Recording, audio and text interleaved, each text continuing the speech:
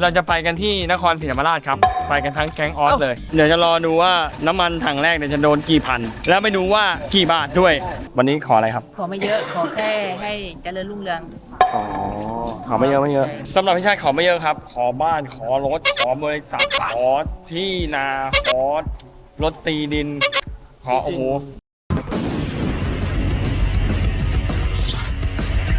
สวัสดีครับยินดีต้อนรับเข้าสู่ชูชาติเคซี่ครับผม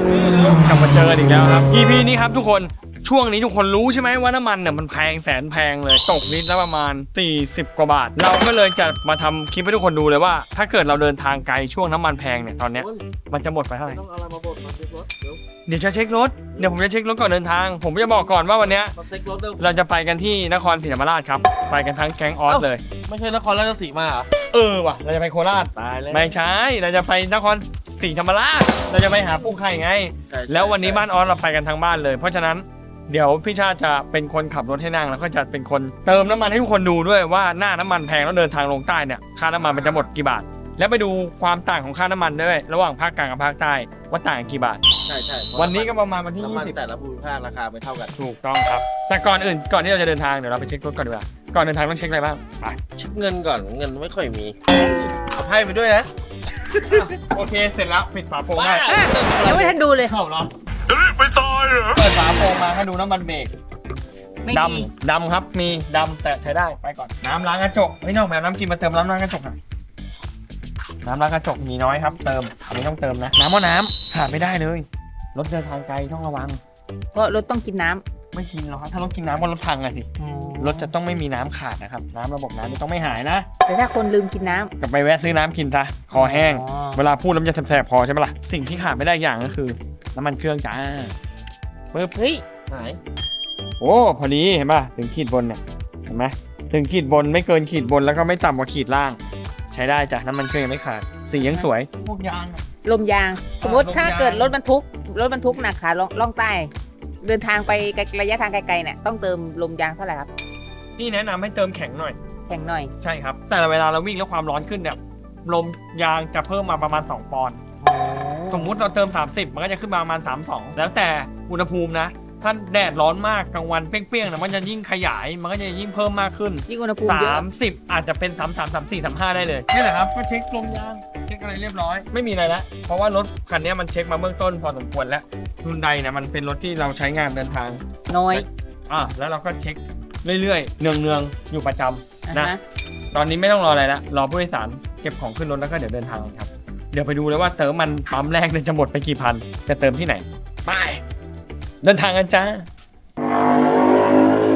ตอนนี้สตาร์ทเครื่องแล้วฮะเดี๋ยวจะรอดูว่าน้ำมันถังแรกเนี่ยจะโดนกี่พันแล้วไปดูว่ากี่บาทด้วยเตรียมตังค์ไว้จ่ายค่ามันยังฮะ อ๋อไม่มีอ่ะ กูหมดตัวแล้วกูจะใช้แต่เหรียญละ มาครับมีผู้โดยสาร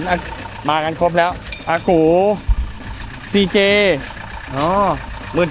เฮ้ยตื่นยังเนี่ยไปนู่นตื่นยังไม่ตื่นยังไม่ตื่นโอเคไปช่วงเนี้ยนะทุกคนเวลาเดินทางไปใต้เนี่ยน้ำมันมันแพงสมัยก่อนเราเดินทางกันได้อยู่ประมาณ 7,000 6,000 ไม่ได้จะเกินนี้นะครับไปกลับแต่ช่วงน้ำมัน40กว่าบาทต่อลิตรเนี่ยนะยังไม่เคยเดินทางไกลขนาดนี้เลยเดี๋ยวไปดูดีกว่าว่าจะหนักหนาขนาดไหนแล้วก็แต่ละจังหวัดแต่ละที่ที่เติมเนี่ยน้ำมันต่างกันกี่บาทด้วยวันนี้เป็นวันที่20 เมษายนครับเดี๋ยวกดเซตกิโลก่อนปั๊บรถเราวิ่งอยู่148,641ปั๊บเซต0นะฮะเดี๋ยวไปดูกันว่าใช้ระยะทางกี่กิโลแล้วใช้น้ำมันมาเท่าไหร่ เจ๊หลังคาเจ๊ แล้วน้ำมันนี่น้ำมัน หลังคาปะ จะหมดพอดีตอนนี้ผู้โดยสารเต็มลำเรียบร้อยแล้วฮะพร้อมออกเดินทางแล้วใช่ไหมครับทุกคนโอ้โหกี่ลำวะเนี่ย1 2 3 4 5 6 7 8 9 8 คนครึ่ง 9ทั้ง มีคนแพ้1 คน มาขับมาทีเทมาถ้าง่วงขนาดเนี้ย เอาเมื่อกี้ยังร้องไห้อยู่เลยเหรอ ไปครับเดินทางแล้วเดี๋ยวไปดูว่าเราจะเดินทางกัน ถึงตอนกี่โมง พี่ไม่แอบรับงานปอทเลยเหรอ ไม่เหรอไม่ได้แอบไม่จ้างในช่วงเนี้ย ว้า ปั๊บถึงแล้วจ้ะดูราคาน้ำมันก่อนลิตรละกี่บาท ห้องน้ำ นี่ครับดีเซลเต็มถัง เดินเข้าไป 42.9 ตอนนี้เราอยู่กันปั๊มพระราม2ดูว่าใช้กี่ลิตรแล้วเติมกี่พันตอนนี้วิ่งไม่หยุดเลยว่ะขึ้นไม่หยุดเลย1,000 กว่าแล้ว1,000 กว่าแล้วเพิ่งยัง20 กว่าลิตรเองโอเคขึ้นดิซิบเราอยากรู้ด้วยว่ามันกินกี่กิโลลิตรเดี๋ยวเรากด0 2,840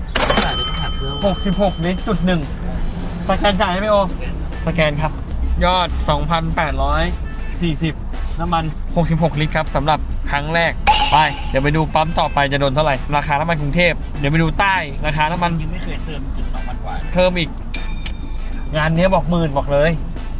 ไปจ้าดอกแรกก็จุกแล้วระหว่างเดินทางครับตอนนี้เป็นเวลา5:52ฝนตกจ้าเพชรบุรีดูดิมันใช่เรื่องไหมเนี่ย ก็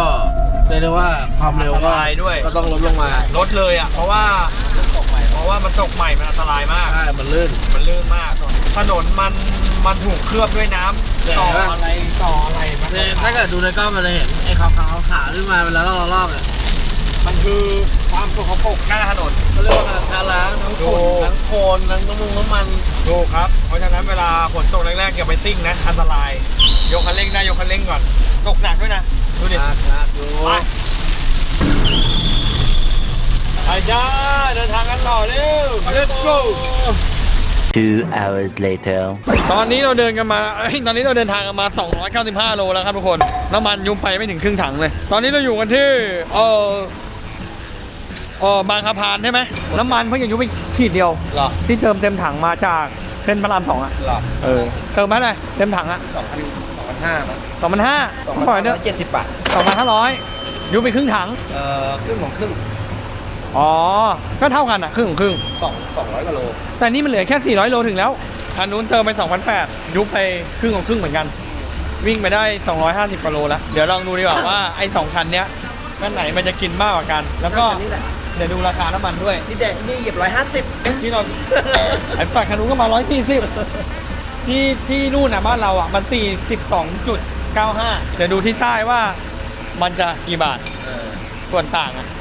มาดูดิคนมาเต็มลำเลยรถเตี้ยแป๊กเลยป่ะคร่าวๆ 4 ถังอ่ะ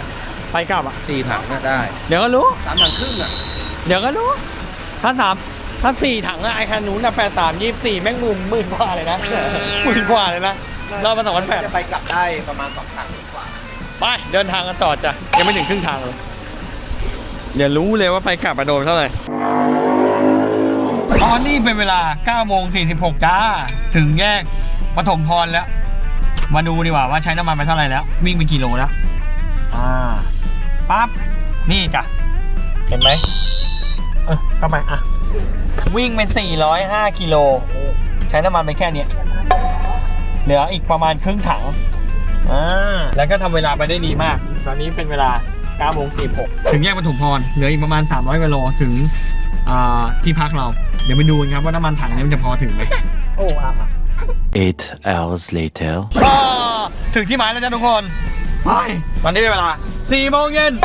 เป๊ะเลยไหม เป๊ะไหม เป๊ะกล่องก็4 โมงเย็นก็4 โมงเย็นเลย กิโลที่วิ่งไปปั๊บ677 กิโลน้ำมันหมดถังเลยเห็นไหมแต่เราวิ่งรวมมาทั้งหมด711 กิโลจากบ้านนับศูนย์นี่จ้ะวิ่งไป700 โลกูวิ่งไปกี่ชั่วโมงวะเนี่ยดูน้ำมันดิหมดถังพอดีเลยเดี๋ยวเติมขากลับพรุ่งนี้วันนี้ไม่ได้เติมแล้วไม่ทันแล้วไม่ได้ไปไหนแล้วแต่วันเนี้ยเราจะไปพักผ่อนกันเดี๋ยวไปดูว่าน้องเดียวพาเรามาพักผ่อนวิวจะสวยขนาดไหนไปจ้าถึงแล้วว้าอย่างจ้าและนี่ก็คือที่พักในคืนนี้จ้าไปดูกันดีกว่าโอ้โหมาถึงก็เอาเลยเหรอแม่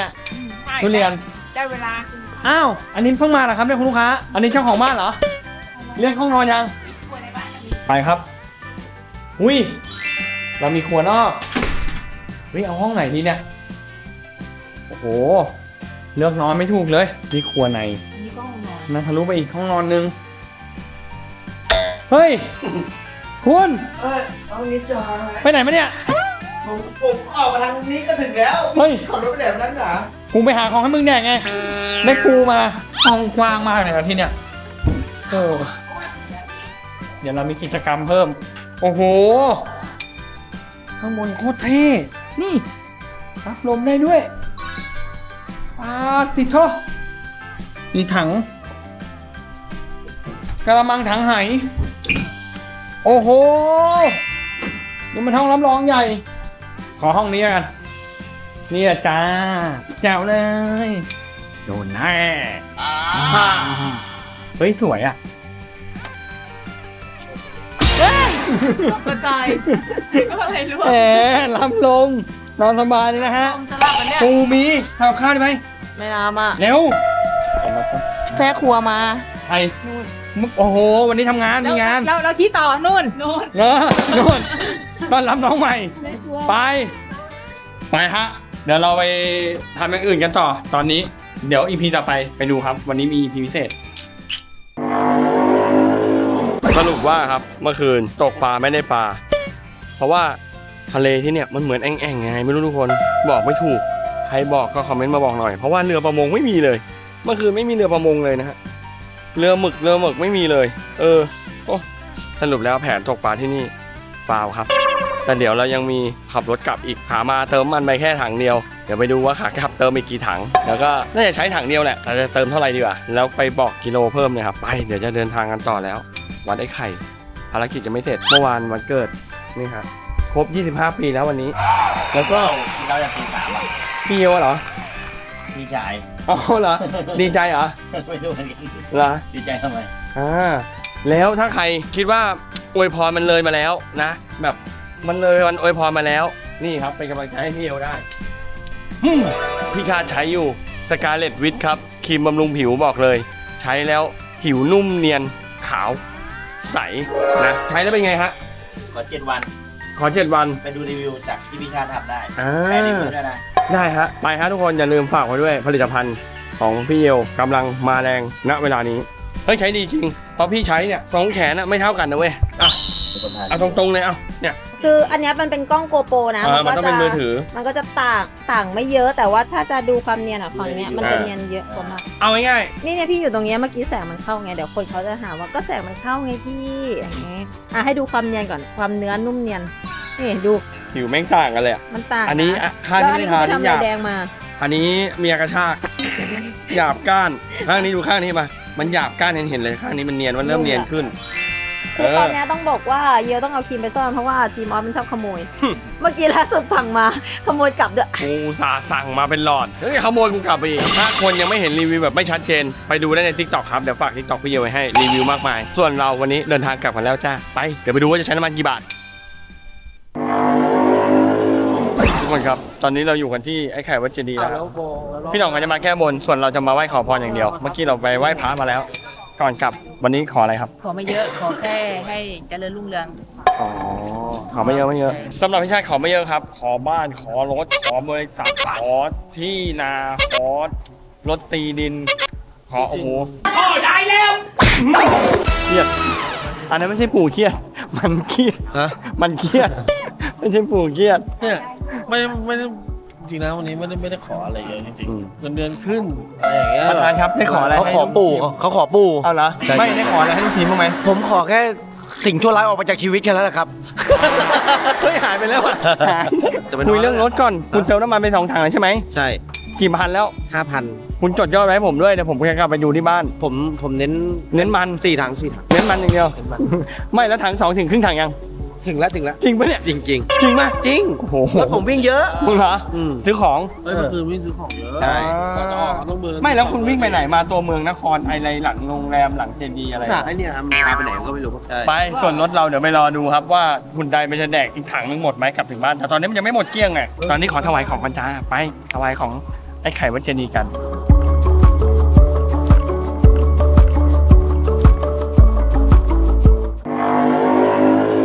ได้เวลาเติมน้ำมันและจ้าทุกคนตอนนี้ เติมน้ำมัน แดงแล้ววิ่งไปทั้งหมด700 กว่ากิโลแดงแล้วเฮ้ยแต่ที่นี่ไม่แพงนะฮุนไดเนี่ยเป็นรถที่จะวิ่งอยู่ประมาณได้ประมาณรู้แล้ววิ่งได้ประมาณ710 กิโลจากเต็มถังแล้วไฟมันจะแดงนี่710 กิโลแล้วไฟมันจะแดงตอนนี้เราวิ่งรวมไปแล้วประมาณ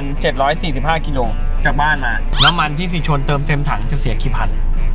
น่าจะไล่เลี่ยเมื่อวานละนึกแพงกว่าเมื่อวานหน่อยเพราะวันนี้ตกเกเมื่อวานไม่ตกเกปั๊บบุ๊บได้ใช่ไหมเนี่ยบอกกัน 12 ตังค์ถูกกว่าตอนฝามาประมาณ80 ตังค์80 ตังค์ก็เกือบ1 บาทจะไปดูดีกว่าว่ายอดเติมเต็มเท่าไหร่อ๋อโอเคสรุปแล้ว ตัวเลขที่จะไอ้2,800เนี่ย 2,800 กับ 3,200 ก็เป็น 6,000พอดีเลขสวยอีกแล้ว ไปกับ 6,000 น่ะได้กี่ลิตรครับ 76 ลิตร ก็76แล้วแหละสรุปแล้วถังได้อยู่ประมาณ70 กว่าลิตรเดี๋ยวไปหาข้าวกินครับจ่ายตังค์ก่อนตอนนี้สรุปแล้วยอดค่าน้ำมัน 6,000 นะถึงบ้านแล้วจ้าทุกคนกับภารกิจขับรถไปกับ 1,500 กิโลเดี๋ยวไปดูกันว่าน้ำมันถังที่2ของเราใช้ไปเท่าไหร่แล้วเราวิ่งไปกี่กิโลน้ำมันถัง2ครับเติมเต็มจากวันไร่ไข่ใช้ไปนี่หมดไปแค่นี้ครับเห็นไหมไม่ขึ้นขีดแดงนะเหลือขีดหนึ่งแล้วก็วิ่งรวม 1,437 กิโลครับ 1,437 กิโลเติมน้ำมันไป 6,000 แต่ใช้ไม่หมดนะถือว่าประหยัดกับเจ้ารถตู้ฮุนไดช่วงนี้น้ำมันแพงเติมไป42 บาทขากลับเติม41 บาทถือว่าผ่านหมดไปเท่าไหร่ครับ 7,000 7,000 เหลือไหม 7,000เนี่ยก็คือหมด 7,000 ไง เพราะว่าเติมมา 7,500 อ๋อหมดไป 7,000 ใช่คายเลยถัง คันละ 1,500 กิโลหมดไป10,000 บาทแค่2 คันแต่ก็คุ้มดีกว่านั่งเครื่องไปเพราะนั่งเครื่องไปอ่ะไปกลับมันเกินอยู่แล้วเราต้องไปเช่ารถอีกใช่ครับไปจบลงแต่เพียงเท่านี้กับคลิปเดินทางระยะไกลไปกลับตอนนี้ใครเดินทางไปไหนก็คำนวณค่าน้ำมันเอานะโอเคครับคลิปนี้ฝากกดไลค์กดแชร์กด Subscribe ครับเจอกัน EP หน้าครับไปกันครับ EP หน้าเราจะขับรถไปเที่ยวไหนกับบ้านออสอีกฝากติดตามด้วยครับไปครับสวัสดีครับ